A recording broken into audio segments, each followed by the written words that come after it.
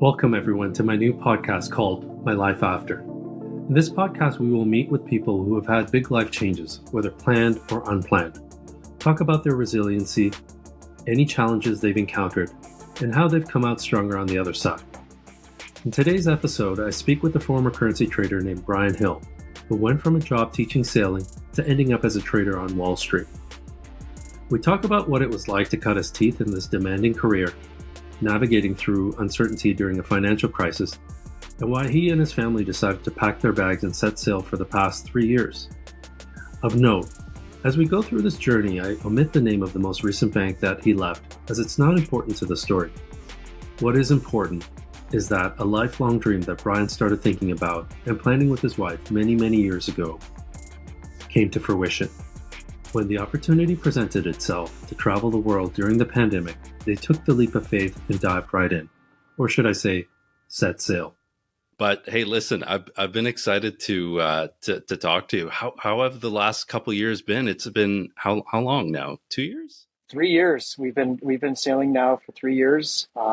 It's been the trip of a lifetime. It's been quite an adventure. It's not every day is obviously not puppy dogs and rainbows, but it's a really cool experience. So we'll get into the whole background and everything, but what made you think that this was to do? Like, what made you guys just pick up your bags and just want to sail the world? This is something that I've been dreaming about for, 25 years, and my wife has been dreaming about it for quite some time as well.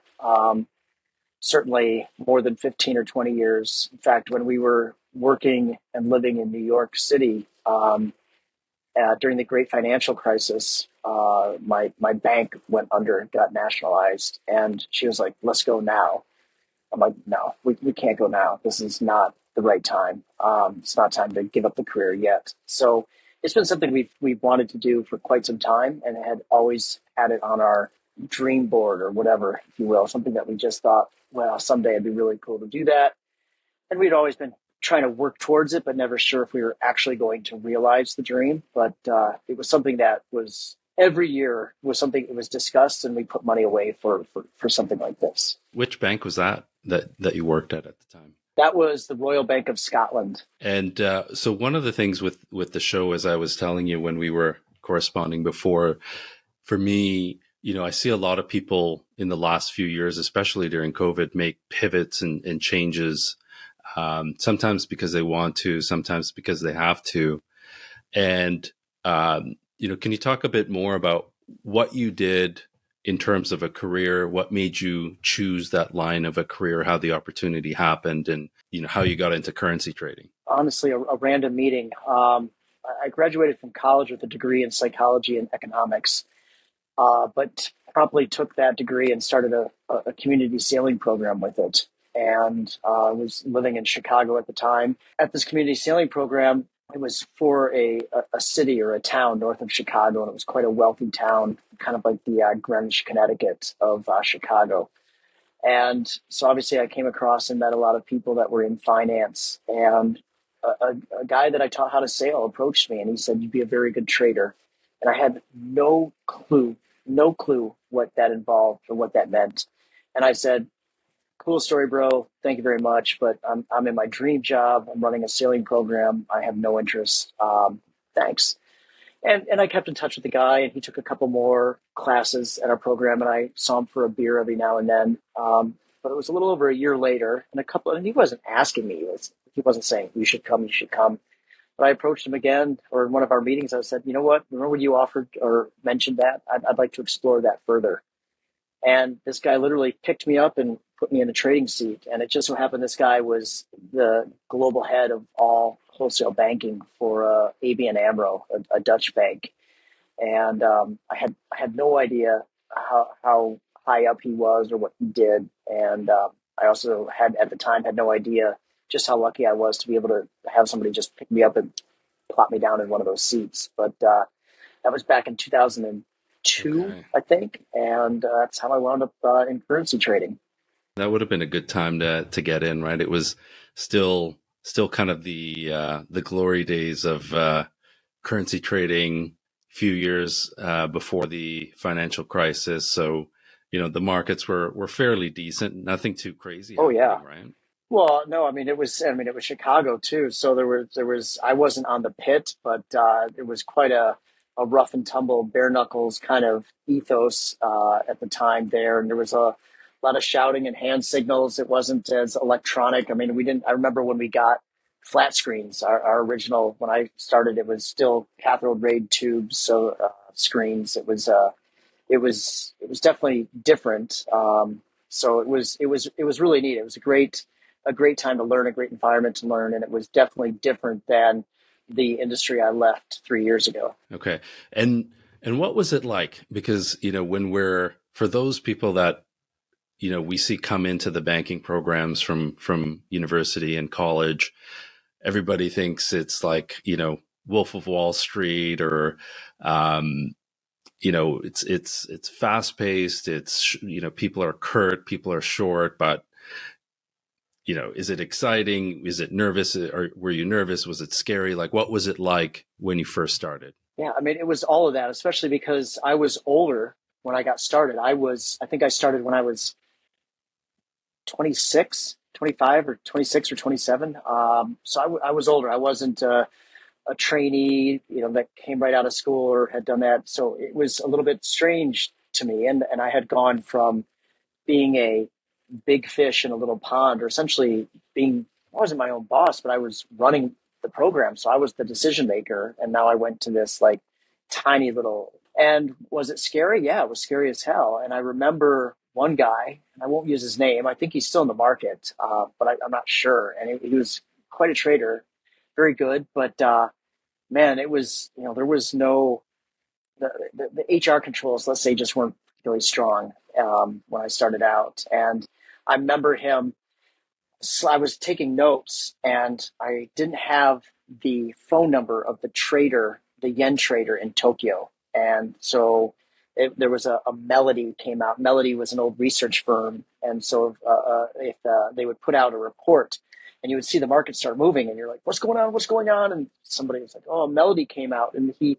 needed me to call the yen trader, and I didn't have the number instantly. And I came over to him with my notepad and smashed it out of my hand. And he goes, "You are worthless. You need to get out of here." And I remember being like this 26-year-old guy who had a fair amount of confidence, and I was just trying not to cry.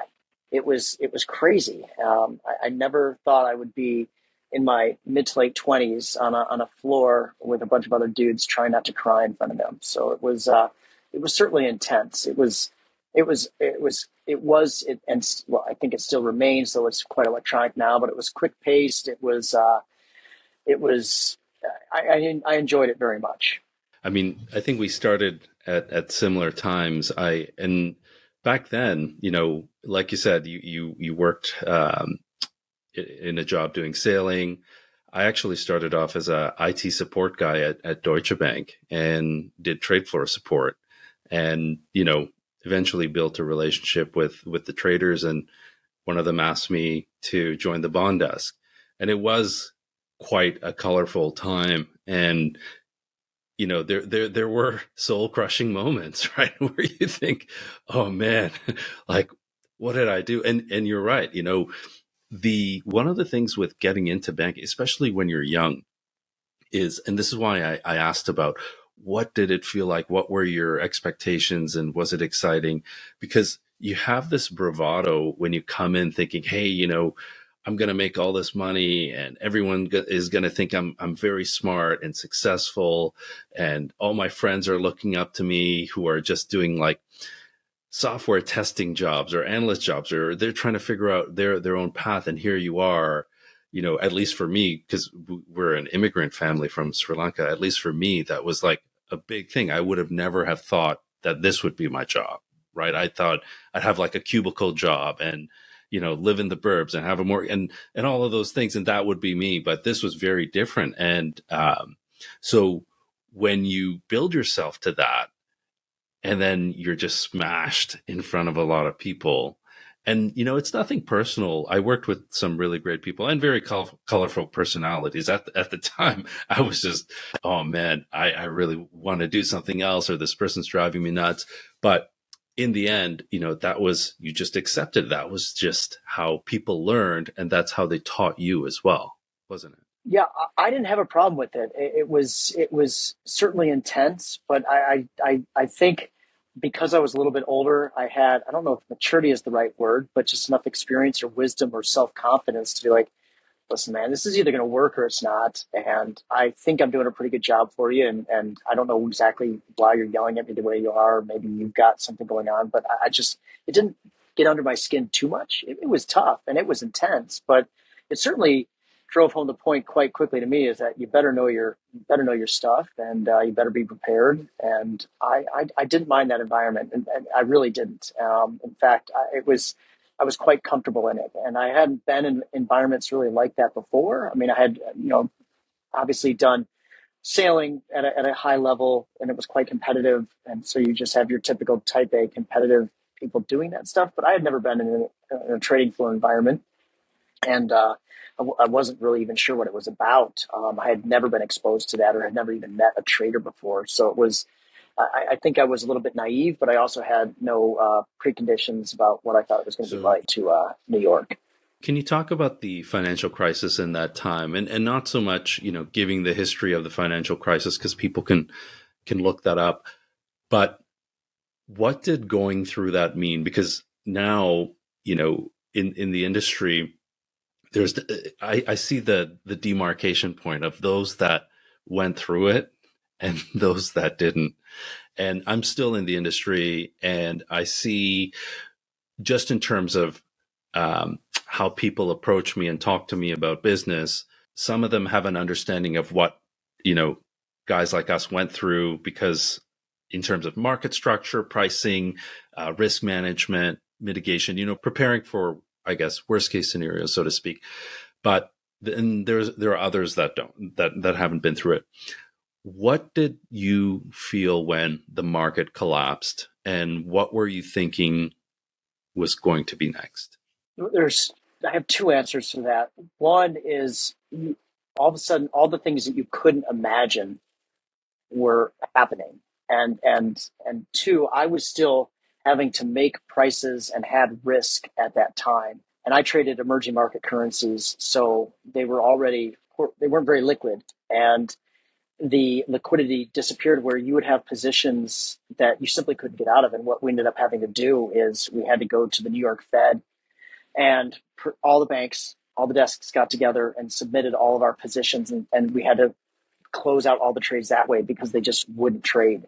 Um, what I what I remember is that, or what I took away from that, that I think people that weren't in the market during that time is you cannot imagine what the market will do. You think you understand, you think you have an idea of how big the moves can be or how illiquid something can get, but you don't. You have no idea. To see banks go under, some of the biggest guys on the street, entire banks disappear, to see entire countries stop trading. It was mind boggling. And I remember sitting there going, cannot believe this, but had to immediately pivot to either making a price or managing my risk or trying to figure out what my positions were or what my P&L was. It was crazy. It was a scary time, right? There was no reference point to it. I mean, when you looked at the media, all they were going back to was 1920s footage and soup kitchens and lineups and war footage, in terms of, and a post-apocalyptic type of world, because there was no reference to it. I mean, basically, the bank I was working with at the time, the CEO walked on the trade floor, and you could hear a pin drop, like a room full of 300 people. You could hear a pin drop, and the forward market was trading like a spot market, right? It was just, the forward market pricing, for people listening, the prices don't change as frequently as a normal spot currency market. It was trading like a spot market, and where we would have to yell to the traders at the time, only if we threw something in their book over 20 million, we were having to yell to the traders for anything over 100,000. Like, it was scary. During this time, now you went through ABN AMRO, you've been there for some time. going through the collapse, the in terms of the financial crisis. Back then, we didn't even have a proper name for it. We were just going through it and trying to figure out what this thing was. Did you ever think about what's next? And the reason I ask that is banking and trading, a lot of people will do the same thing for many years. They'll do it for 10 years. They'll do it for 15. They'll do it for 20. Some pursue management and some don't really care to pursue management. But during that time, did you ever think about, what's next? Yeah, absolutely. Watching so many of my coworkers lose their jobs or lose their second homes or whatever, I certainly thought about it, but it was able to keep going for me, and so I never was completely forced into having to make a tough decision. I do remember at the time thinking, you know what, I've been doing this now for 6 or 8 years, and I'm not done yet. I don't feel like I'm done. I'm still learning. I was good at this. I've enjoyed it. I had no aspirations to move up in management, but I just wasn't ready to quit yet. If it had gone away, I would have been fine, but I just wanted to continue to try to learn and build and do more, especially because I saw as these markets started to heal themselves that there were going to be opportunities going forward, and I wasn't ready to quit doing it quite yet. So fast forward a few years, you leave Chicago or you leave New York and you come to Toronto. What was the adjustment to Toronto like? I mean, you're born in the U.S. You built your career there. Yeah. Canada is a very different market and a very different culture. Wow. What was that like? It was shocking. I couldn't believe it. I had always expected that I would do an overseas stint in my career. I figured that would have been Singapore or Sao Paulo or London, not Toronto at all. So it was a real change. And it was to come to the bank that I went to. It was a very, very different experience from being at a large global wholesale bank to going to a small regional retail bank. That was a big change. And so even just the coworkers that I first started with, it was an opportunity for all banks to kind of look at their structure and bring in different people. So a bunch of us got hired the whole new team came in, and I got hired with that team. And so there were some people that had come from similar backgrounds to me, but there were still the majority of the people were Canadians from the Canadian retail banking environment, and it was very different. Culturally, it was very different. There was you don't I don't. I mean, you said it was similar to mine with being people kind of shouting and being a little rough or jocular on the floor. Well, Toronto was nothing compared to what I had experienced in Chicago and New York. And I got my knuckles rapped a couple of times the first month or two in Toronto. And I was got taken to a room. It's like, you can't say that, man. You can't talk that way. And I'm like, really? Because anyway, it was a big change, and it was honestly it was hard at first, but I think it was good. I'm glad that I experienced it because it was I hate this euphemism or these kinds of things, but it was an opportunity for growth. It was a way to learn to do something a little bit different. It was an opportunity to work with people that had different backgrounds than me, and rather than reacting and thinking they didn't, like, they never had that, they never were given the opportunity to see the type of business that I had seen or be in the types of markets as deeply as I was in the larger banks. And that was through no fault of their own at all.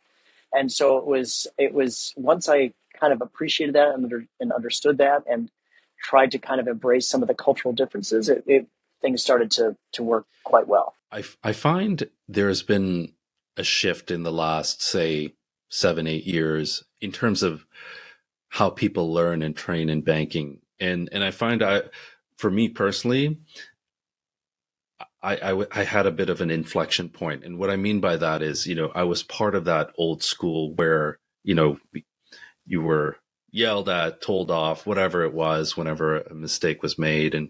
And for me, I would actually, instead of regrouping and coming back, um, and not making the same mistakes, a lot of times I found myself just worried about the next mistake rather than focusing that brain power on, doing better.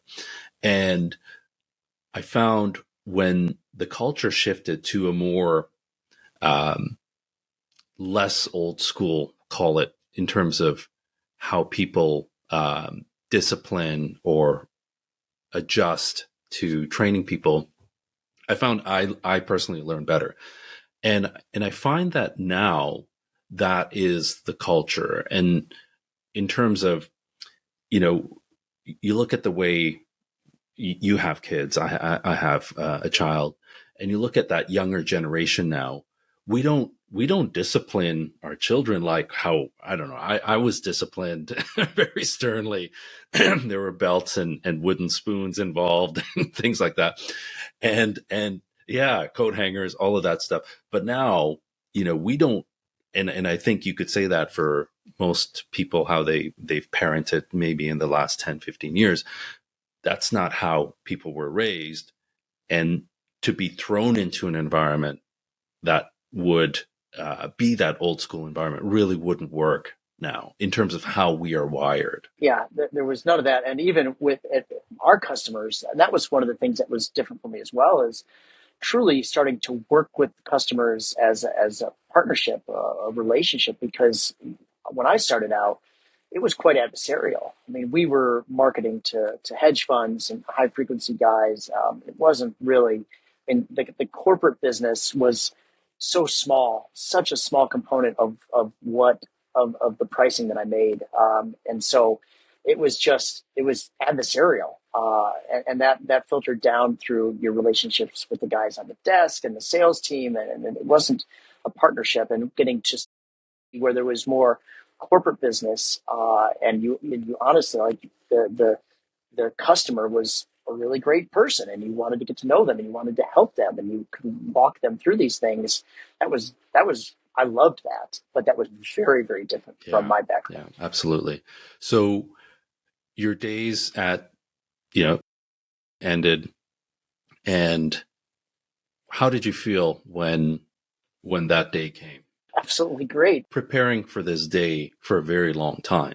Like if you know, a lot of people who are listening to this would say, "Hey, you know what? That sounds like a dream. I'm going to do that if and when, I get laid off."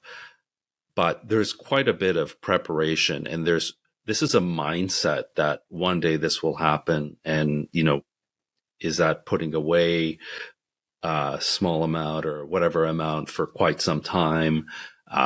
What did the execution of that look like in terms of your home and your school for your kids and getting them mentally prepared and your wife mentally prepared and sailing, learning how to sail and things like that? Yeah, I mean, I'd been sailing my whole life. My wife has been sailing for 24 years at this point. And we owned a boat at the time.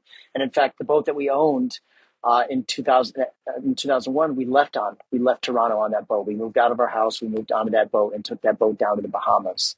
Um, and what does it look like? It was, I had been conservative, with my financially for quite some time, and sometimes I regret that. But overall, I'm pretty glad about that.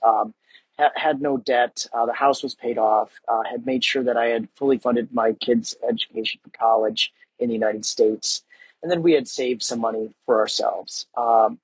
And so that gives you some flexibility. Now, do I wish that had I issued a bunch of debt and had, at historically low rates and had stuck that in the equity market? Absolutely. I definitely would have done things a little bit differently. However, it allowed us to just kind of have some peace of mind to know that we could take some time off and to do something. So it had been something we've been building towards for years, but that didn't mean that it was like a super simple thing. And the moment that we had the moment we were given the opportunity, it was just like, oh yeah, done, easy. It was scary as hell. It was a big deal.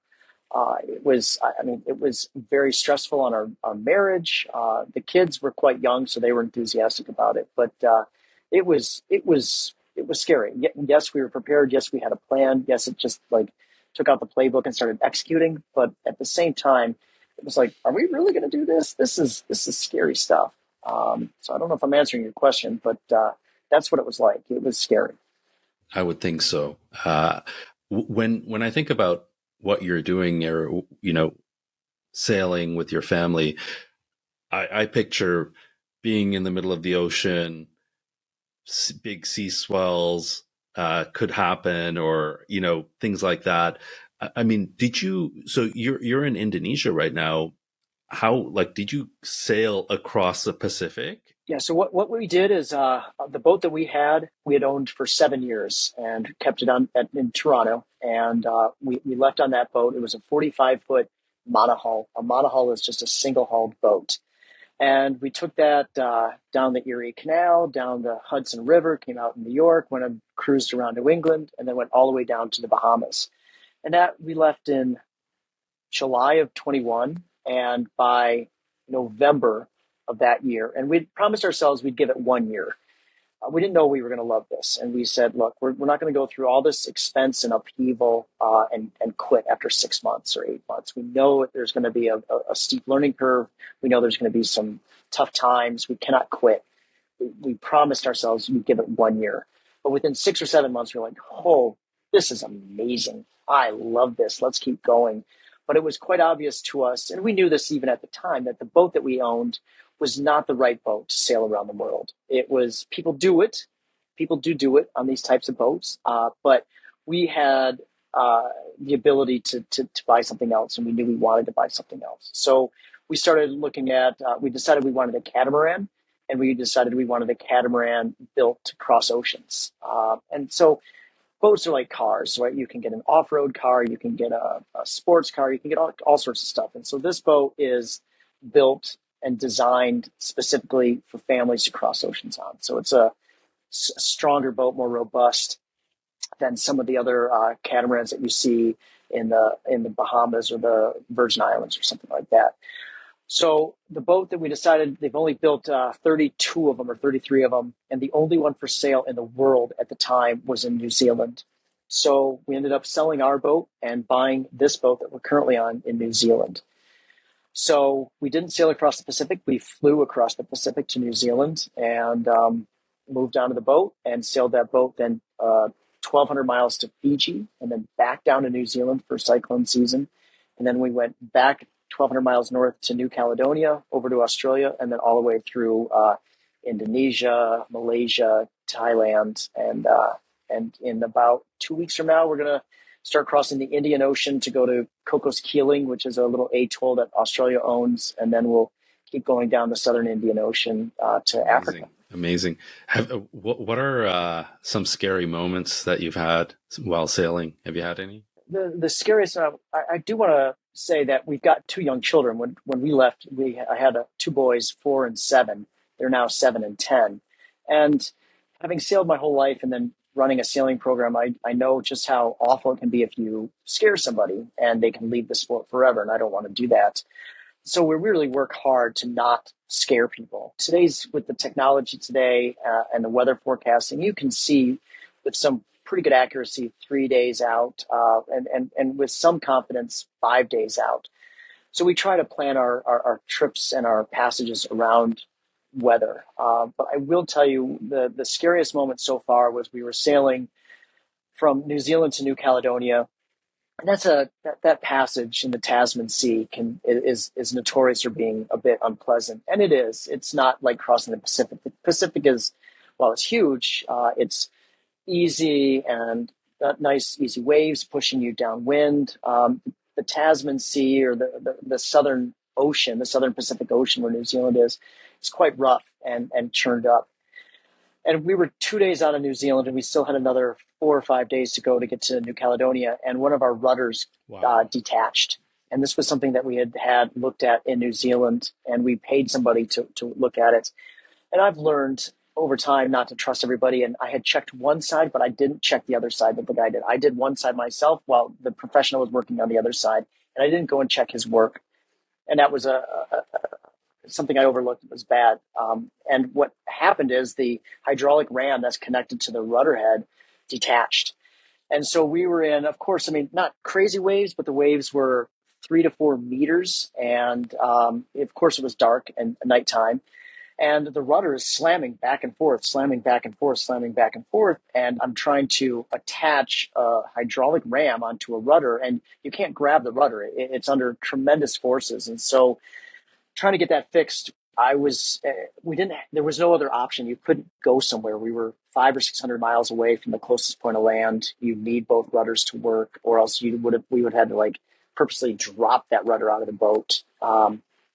And I was able to fix it, but I'm telling you, I was quite terrified, but it was similar to the great financial crisis, where it was really scary, but you didn't have time to be scared because you had to get something done. You had to get out of your position. You had to make a price. You had to find liquidity. I had to get that rudder fixed. Nobody was going to come and help me do that at all. So that was pretty scary. Beyond that, we haven't had too many scary moments where I thought our life was in danger. I've had some moments where we're anchoring in some tight areas or sailing through some things where it's maybe like in Fiji, for example. It was really neat. It was a couple 100 meters deep where we were sailing, and then on either side of the boat, by like realistically like 5 meters to either side of the boat, there was reef. So if you got something wrong, you were crushing your boat, and I mean, it wouldn't sink because it was on a reef, but it was things like that were a little bit puckering, I should say, but not. I wasn't fearing for my life or my kids, but that rudder moment was not. What do your wife and kids think about the experience? Well, I know my wife loves it. Was a dream of hers as well. It wasn't my dream; it was our dream. She loves it. It's it's hard, Steve. I'm not going to lie. Like it is. It's hard. It is not an easy life. It's profoundly rewarding. And what people said before we left, when we talked to people that had done it, your highs compared to regular life are higher, but your lows compared to regular life are lower. It's tricky. You don't get to go home and just get to redo your day. It's when things are not going well, you have to figure it out because the boat demands it. So it's hard, but it's quite rewarding because we get to do some really, really cool, special stuff. What do my kids think? I don't think they know any differently. My oldest, who's 10, he spent 3 years in school prior. But of course, COVID was a component of that. And sitting in front of a screen doing remote learning, nobody likes that. So what's hardest for the children is the hot and cold of having relationships with other kids. The community aspect, the places that we've been going and sailing, you don't always have other kids around. And so it can be quite isolating, not only for the children, but for both Melissa and I as well.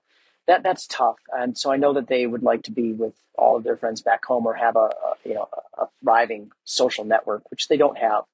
But again, they get to do some cool stuff. And as my 10-year-old continues to get older and starts seeing that he has to do school for 2 to 3 hours a day, and then he gets to go do something really amazing, like explore. Yesterday we were exploring this little tiny island in the middle of nowhere. I wish I could show you on a satellite map, but we were exploring this island that was uninhabited, and we found a cold freshwater spring. Like, where is cold fresh water coming from in the middle of the tropics here? It was so interesting. And so they got to play in that for hours, and they've swum with whale sharks and big manta rays. And so that stuff's cool. And they're starting to understand that if they were at school every day for 7 or 8 hours a day, they wouldn't get to do these neat adventures and experience all these different cultures. So I think everybody has the perspective now, or wisdom, that knowing that we're doing something pretty cool. And they also know that we're not doing this forever. Like we'll be done in about a year from now, and that's coming to an end. And so they know what we're going back to land life. And so I think everybody kind of appreciates it. And that's one of the scary parts. One of the things that, that before I never fully felt comfortable leaving and doing this adventure because I didn't have a good reentry plan. So I don't know. And I'll be really honest, it's scary. It is really scary. I vacillate back and forth, sometimes feeling very confident, looking at what I've done and accomplished in my life, and I've been successful in almost everything that I've done, or at least certain, not super successful, but I've done okay. And I'll be okay again in the future when I try something, but I have no idea. I don't know. I don't even know where we're going to live. And this is something that's both exciting and terrifying at the same time, because you don't get that many opportunities to start over, completely start over, and we can move anywhere in the world. We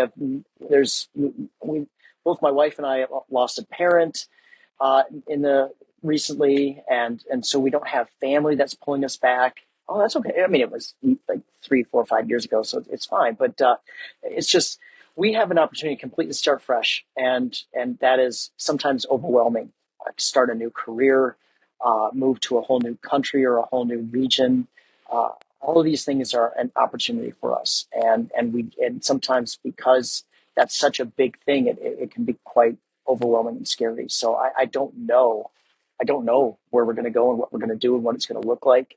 I don't know if I'm going to get back into banking or finance, or if I'm going to open up a Subway franchise, or I don't know, wax boats for a living. I don't know. That's thrilling. It really is, to be able to try something new, but also terrifying at the same time. I guess one thing I'll say is a lot of people don't know. A lot of people who are working now in whatever job don't know what's next. And I think the difference nowadays, which I am noticing, and maybe, this has been the case for some time, is what we do now is not what we can expect to be doing 5-10 years from now. Like we really need to be able to retool and regroup, take what are the best things that we learned. And when you look at, capital markets, some of the best things that you can learn out of that are leadership, decision making, critical decision making, execution of a strategy, working with people, building relationships, a lot of those things towards a common goal. And these are things that in other industries are at a different pace. And it's not to say that, capital markets is the be all and end all. It totally is not. But there are certain things that you could take from that and translate it into other things, which is what I did when I left the bank and I went to a software company and approached things with a different pace, and approach things with a different level of scrutiny or whatever it was, and a mindset. And it really is a mindset. But I think, where a lot of people nowadays, if you have to make a general statement, a job where you sit in front of a computer and do something, unless it's your own business or unless you're a trade, you can't be expecting to do that till you retire, because it just won't exist at some point, right? And I think the fact that you're thinking about it now puts you ahead of a lot of people. Sure, and I think more people, like, you're exactly right, Stephen. That it's rare, especially this day and age, where you're going to do the same thing for 20 or 30 years. And I think you would almost be doing yourself a disservice to try to continue to do the same thing for 20 or 30 years. To be able to stop working at age 45 and I've learned so many new things and grown so much. I mean, I'm still the same guy, but like, you start getting dull as in middle age, or certainly towards if you've been in the same job or a career for 2 decades or 3 decades or whatever. And I think you owe it to yourself, if you can, to try to do something different and unique, and either take a break or to try a whole new field. And I know that's scary. It really is. It requires some bravery. It requires obviously some financial, not independence, but a little bit of some financial cushion to try something and fail. But as we get older, especially when I was an instructor, it's so easy to teach kids, and it's so much harder to teach adults, because adults are afraid to fail.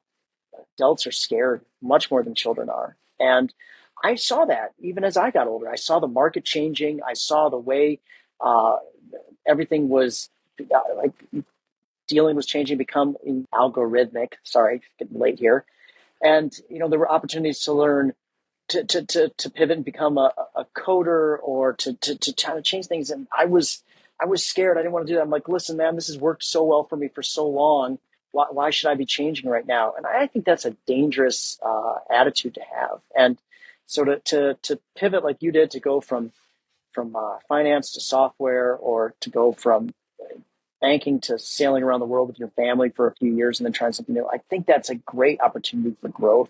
I think it is hard. It is scary. And talk to me in 5 years from now when I'm saying, well, I shouldn't have done that. But I don't think I will do that, because I think it's good to push yourself to learn some discomfort again, to try to remember what it's like when you weren't quite so scared to fail, and it makes you a little bit more vigorous, I think. One of the things that I learned, I would say in my mid to late 30s, I was going through some life changes. I was going through a divorce and separation, all of that stuff.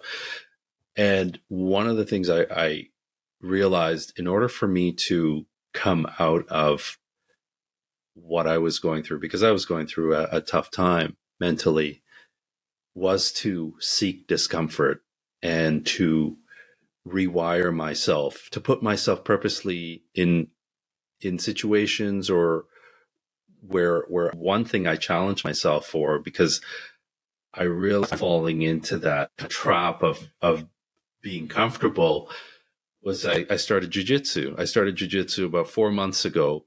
And here I am at 47, rolling around with a bunch of people, getting smashed, looking at everything. And I'm used to, and I was explaining this to someone. I said, by the time you're my age, by the time you're our age, because we're a similar age, you have your black belt in something, whether you're an accountant, a car doctor, a doctor, you've done something 10,000 times, you have your black belt in life.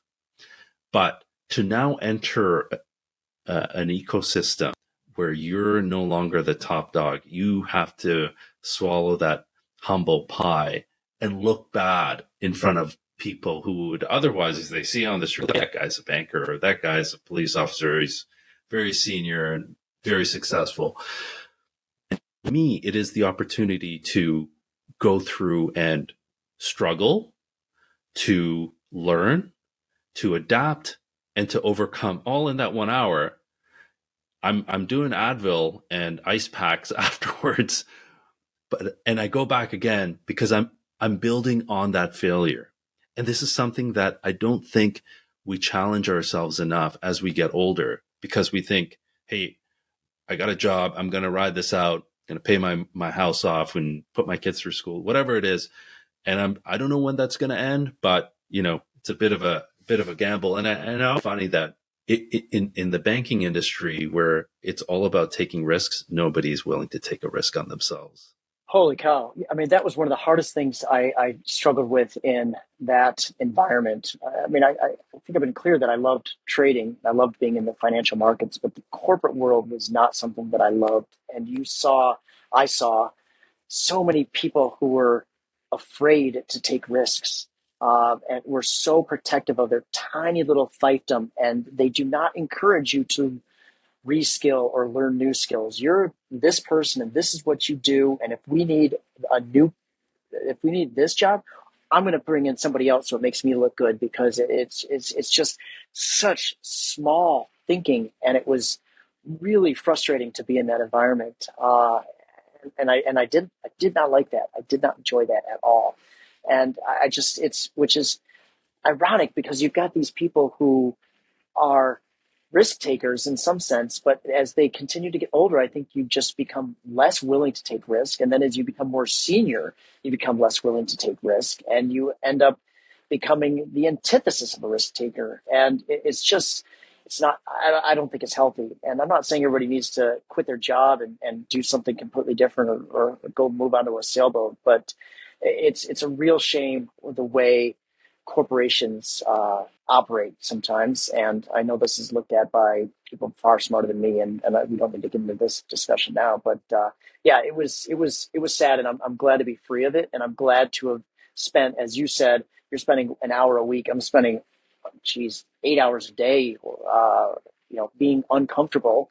And I'm glad I'm, kind of reskilling in that area and learning how to take risk again and how to deal with being uncomfortable a lot. And I hope that will serve me well when I enter my 50s, and trying to start, not a new career, but certainly a new job, and spend a decade or 15 years working somewhere else new. Hopefully these skills will serve me well.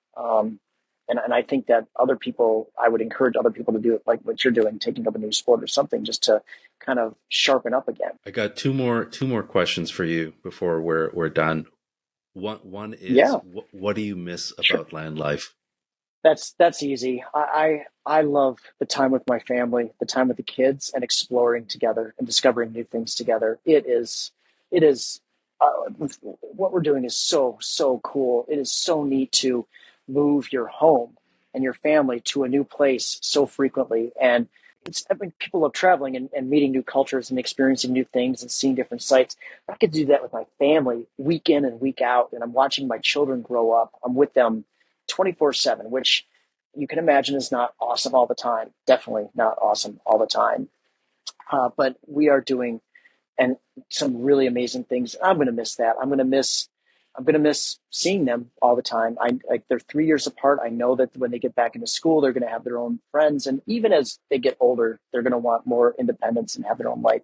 That's fine. And I'm just incredibly grateful during this phase of their lives to have been a part of it and be with them so often. It's awesome. I'm going to miss that Okay. tremendously. Okay. Is there anything that you're looking forward to in terms of being, you know, domiciled somewhere on a patch of land?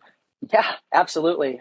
I'm excited to not constantly be worrying about all the things I worry about on a boat. Are my batteries charged? Are we safe from the weather? If something breaks, I say, whatever, I'll just drive down to Home Depot and pick something up. It is not an easy life the way we're living, and I'm not looking for sympathy at all. But it is not an easy life, and especially where we are right now and where we're going to be over the next year. I mean, look at a map or look at a globe. We are remote, and there is nobody coming to help us. And so you have to be super self sufficient, which is cool. But I will not miss that. I am looking forward to having fast, high speed internet at all times, or being able to not worry about toilets breaking. So no, I'm not. I'm looking forward to getting back to land life as well. The comforts, the ease of that life. The last question is, what have you learned about yourself during this time that you didn't know before? I don't think it's just myself. It's You're capable of much more than you think you are.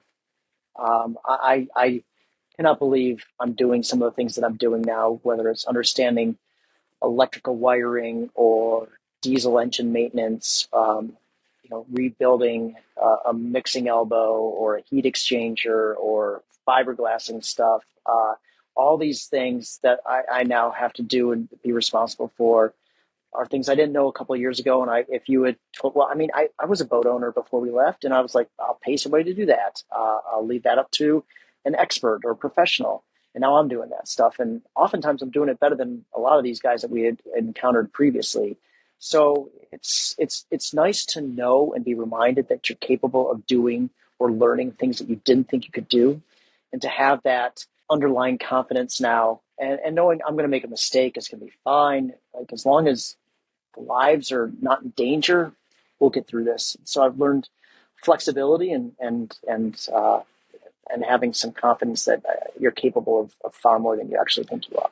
I think what I've gotten from talking to you in this past hour kind of feeds into is probably your greatest asset into your thinking about what's next. That unsureness of what is next is that you probably learn to trust yourself more than you thought you could. And same with your family and kids too, right? Yeah. There's a certain level of trust that maybe you've nurtured along the way that you wouldn't have had you just had stayed in Toronto and gone to work every day and take the kids to hockey and soccer, because you guys are out there you guys are out there, and like you said, things break down, and you trust your kids that they'll do what they need to do in terms of rigging the boat or et cetera, things of that nature, right? So that's a big thing, and that's, I think, the strongest thing about taking care of yourself. And so yeah, that's great. But Brian, you're an awesome podcast guest. So thank you for your time today. This was great. Yeah, it's my pleasure. It's really fun to see you and catch up with you, and it's fun to think about the old days, and it's nice. I mean, we're sitting out here. I'll send you a link of where we are right now, but I mean, we're in the middle of nowhere, and it's fun to be able to talk, have this kind of a conversation, and to have a, get back in touch with some of the old life. It's truly wonderful. So this has been a real pleasure for me. Thank you. Well, that concludes today's podcast. Thank you for joining Brian and I on this discussion. I'm excited to bring you more. See you next time. Today's podcast was brought to you by Heal3, a holistic, curated, and affordable employee well-being solution.